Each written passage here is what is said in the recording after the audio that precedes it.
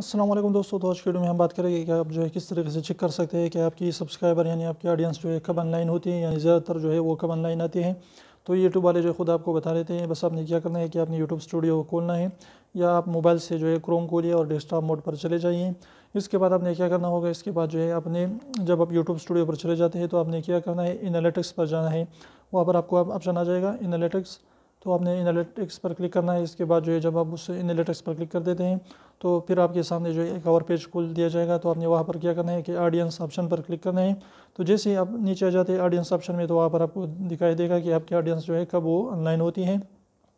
तो जो ज़्यादा जो रंगीन यानी ज़्यादा पीला जो होता है ये वो आपको वहाँ पर देखेंगे कि जो थोड़े से जो है वहाँ पर थोड़े थोड़े जो है निशान होते हैं, तो उससे पता चलता है कि आपकी ऑडियंस जो है कम ऑनलाइन है।